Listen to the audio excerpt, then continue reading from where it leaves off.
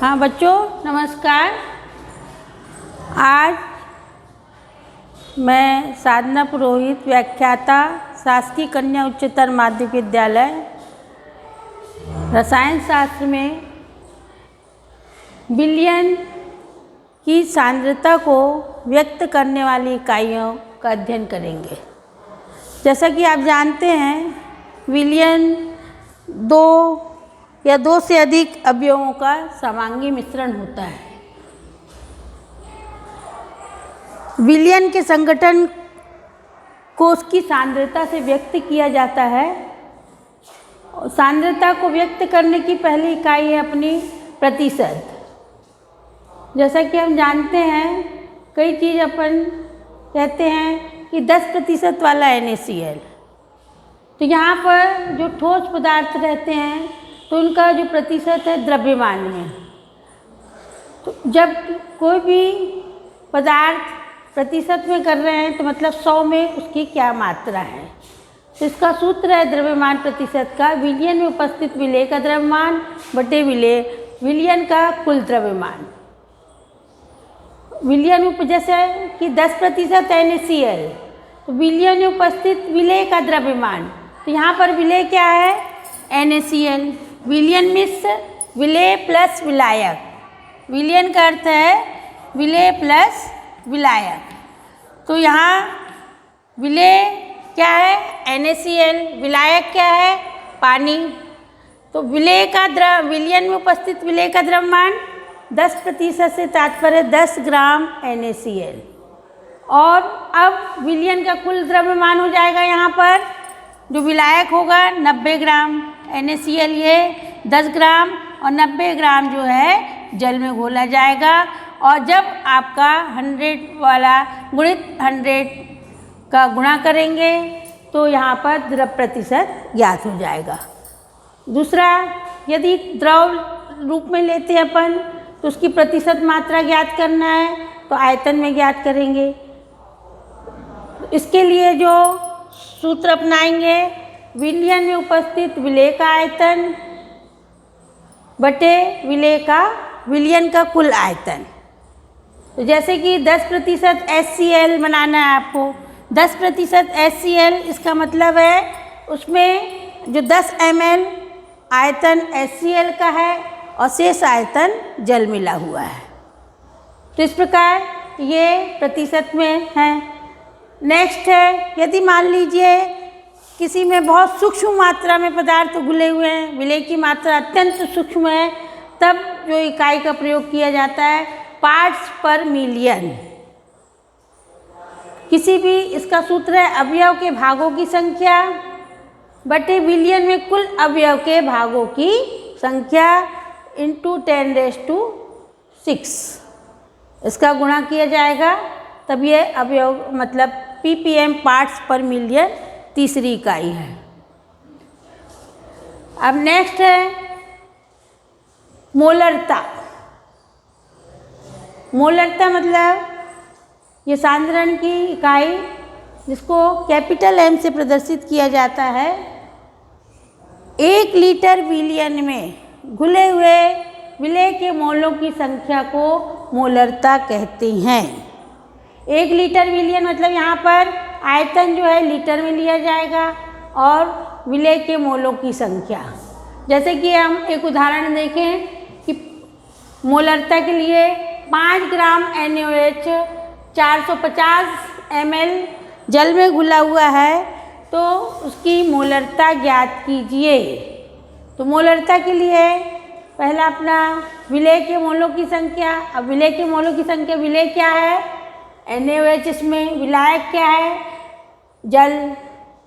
इस प्रकार NaOH के पहले विलेय के मोलों की संख्या निकालना है। तो विलेय के मोलों की संख्या के लिए जितने ग्राम घुला है, जैसे 5 ग्राम घुला है, विलेय का द्रव्यमान बटे विलेय का आणविक द्रव्यमान, इससे मोलों की संख्या ज्ञात होती है। विलेय का द्रव्यमान घुले हुए बटे विलेय का आणविक द्रव्यमान। तो NaCl है तो 5 ग्राम घुला है तो 5 ग्राम, और इसका आणविक द्रव्यमान जो होता है 40। सभी के आणविक द्रव्यमान को जोड़ देंगे तो यौगिक का प्रत्येक तत्वों के परमाणु के द्रव्यमान को जोड़ने पर यौगिक का आणविक द्रव्यमान ज्ञात होता है।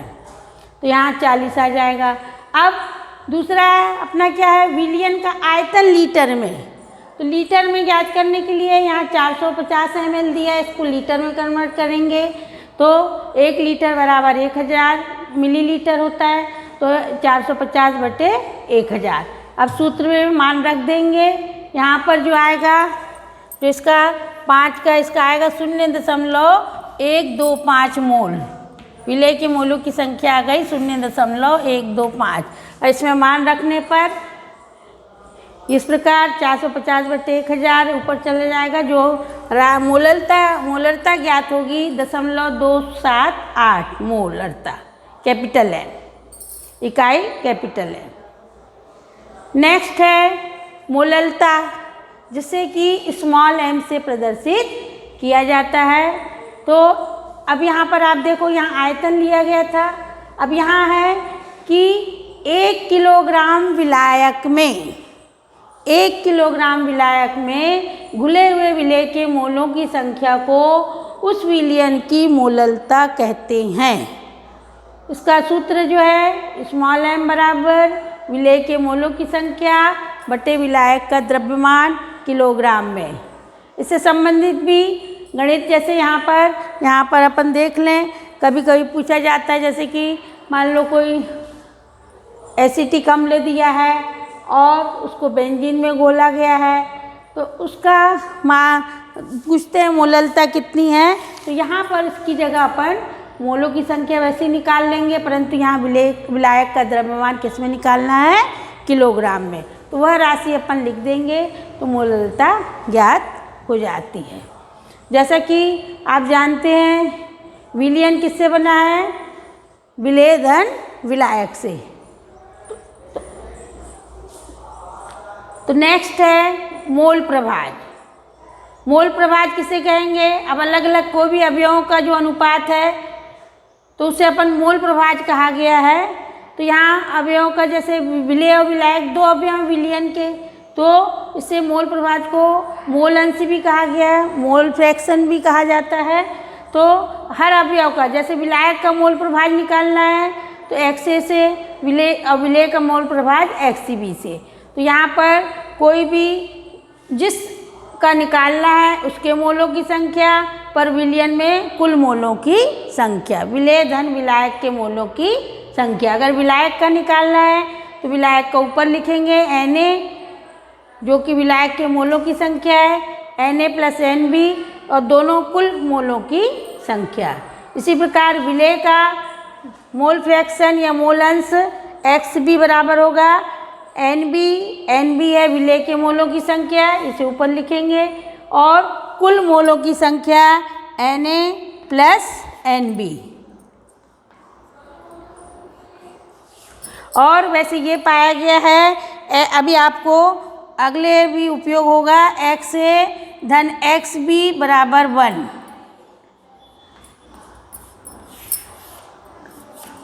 यहाँ पर विलेय और विलायक के दोनों के मोल प्रभाज का योग जो है 1 होता है, जो कि अभी अपन नेक्स्ट राउल्ट के नियम में प्रयोग करेंगे।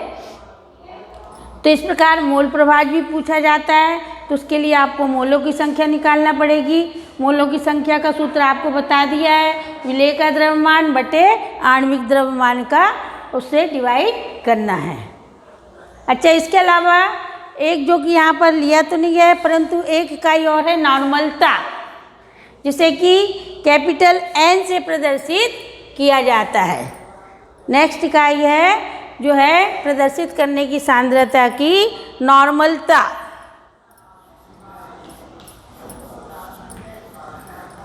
इसको N से प्रदर्शित करते हैं, जो कि नॉर्मलता मतलब, अब यहाँ पर जैसे कि आपने देखा था विलयन 1 लीटर विलयन में उपस्थित मोलों की संख्या को मोलरता, तो यहाँ पर 1 लीटर विलयन में विलेय के ग्राम तुल्यांकी भारों की संख्या को उस विलयन की नॉर्मलता कहते हैं।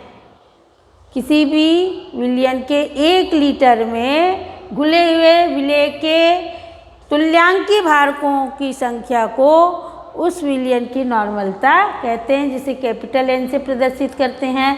और यहाँ पर नॉर्मलता, जैसे कि अब इनका उपयोग वैश्लेषिक रसायन में किया जाता है।